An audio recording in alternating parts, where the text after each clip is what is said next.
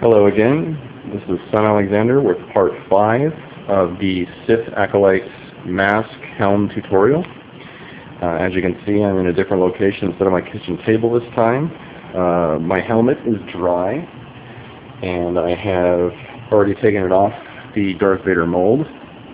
And as you can see, I have a very nice, clean line on the edges, as well as no seam up on the top, or a very, very, very minuscule seam. And I also, in between videos, I ended up putting some plaster of Paris, a very thin coat on the inside between the first layer of paper mache and the second layer. So I did a thin layer all the way around, let it dry, and then I re-paper mached it again, and following the same steps as the last time, building up both sides first, and then putting a line of paper mache pieces. So as you can see, they go across, so following the same procedure as that. Now taking this off, you can see the edges. It's perfectly molded and has not warped. This is a vast improvement from my original one. The inside is completely dry, and mind you, this takes a good 3 to 4 days to do. And as I said last time, I would show you the progress on my original mask and the reason why I started over. The various reasons why I started over was just a lot of inconsistencies. Mainly, as you can see, the warpage on the helm. I took it off too soon originally, and that caused this bowing effect, and there's no way to fix it at that point, so you just have to start over. The other problem that I had was pitting on the fiberglass. As you can see there, it chipped away or didn't quite seal, so I wasn't quite happy with it. And then the black strip that you see on there, that's actually EVA foam, an 1/8 of an inch thick. And I'm not really a fan of that, because as you can see, once you fiberglass it and press on it, you have fingerprints. As well as when you sand it, it absorbs into the foam. So I'm starting over entirely with this. I don't like the outcome of it, aside from the fact that it has a good shape. And when you fiberglass, you can see the inside coating. I don't know how well you can see it on the camera, but it is thicker than on the outside. The materials I use are this stuff, which for branding reasons I will make sure I keep the name covered, but it's just fiberglass resin. It looks like this. And then you can get the reinforced fiber matting. It looks like this. It comes in a really thick sheet. You can get kits that show or that provide all of it. But again, it's by the same company as the resin. You get a whole lot of this fiberglass matting. You don't need to buy more than one. It should suffice. This is the hardener. It comes in the tin container sitting on top with this clear lid. And then another thing you're going to need is mineral spirits. Don't use, I asked about this, and acetone is not really a good thing to use on fiberglass because it tends to eat it away or eat into it. So you want to use just a mineral spirits on a rag. Just pour it on there and just, wipe it down. It'll get rid of all your fiberglass dust.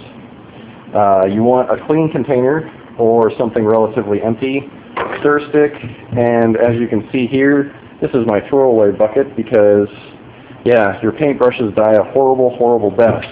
There's no saving them once you fiberglass them. Something else you need, I'm using 60 grit sandpaper. This is to really sand down the helmet. It helps take away, it really eats away at it. Other than that, for detailing, you're going to want 320 fiberglass, or not fiberglass, 320 sandpaper to sand out the marks. And as you can see, I use 60. You can use anywhere from 60 to 100, depending on how quickly you want to tear into the fiberglass. But also remember, the more you tear into it, the more detailing you're going to have to do later. So be careful with how much you sand. On this one, when I get into it, I'm going to be using the body filler this time. So it'll be a different outcome, hopefully. Now, on the mask, you can see I have some black marks. These are measurement marks, as well as black marks on the helmet part. This shows center, which should go line up right in here. There's a triangle piece that you're going to need to cut out of your cardstock, which is going to fit in here like this. And what it is it's meant to keep it in place once you get it bent into the location that you want. You don't need to put that on until you're ready to attach it here.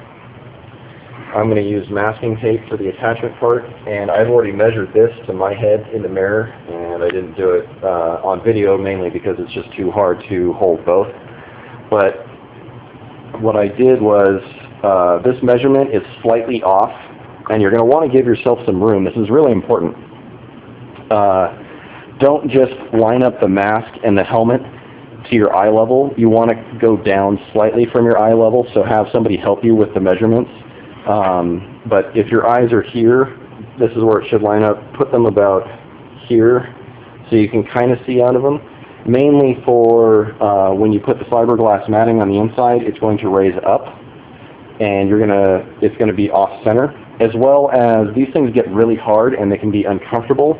I have a mask that I purchased from a cosplay website that's made in the same situation or the same scenario, and it was made large and it didn't rest right at my eye level. So what I ended up doing was I went to the fabric store and I bought it's a foam matting that you would see for your car roofing. They sell it by the yard, and I would put some cotton, just some plain old cotton that you would find, cotton batting that you would find at the fabric store, and then I glued in the head lining, or the roof lining, and it made it a nice padded helm, and it made it snug, so I could put the helm on without actually having to need straps or anything like that.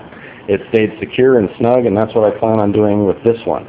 So I have it measured out slightly lower than my eye level to give myself a little working room with that. This mask is printed out much larger than the other one. As you can see, I wanted it bigger.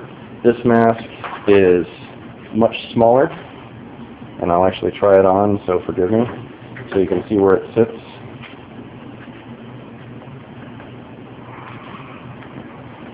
As you can see, this is the way the mask sits, and I'm happy with it aside from the inconsistencies with it, but it's really tight right in here, and that's also due to the warpage that I had, specifically with the when I when I paper mached it, I had the moisture made these sections warp, and it made it really tight against my cheek on this one. While it's still good, the eye portions are kind of short or small, and I can't see really past this point, as you can imagine. I would cut, if I were to continue this one, I would cut some lines, as it shows in other tutorials, into this one, so you can speak easier. But I left the nose section open to help with breathing, and that'll be another tutorial once I get that done. But when you fiberglass, as you saw on the head there, I'll take it off if you didn't see it, I have it covered in tin foil because you want to have a non-porous surface while fiberglassing. So in order to protect the styrofoam head from the fiberglass, I completely covered it in tinfoil so I could have somewhere to set this thing. And I'm also using tinfoil when I set these things down to fiberglass. And it's very important to not damage your workstation unless you have a really crummy old wood thing like I do. Other than that, that's basically it for this discussion. Not so much tutorial, but I will, when you see the next video in part 6, the mask will be attached, and I will probably have it fiberglass to show you what it looks like before we get into the fiberglassing. So this has been Son Alexander for part 5 of the Sith Acolyte mask helm tutorial. Thank you.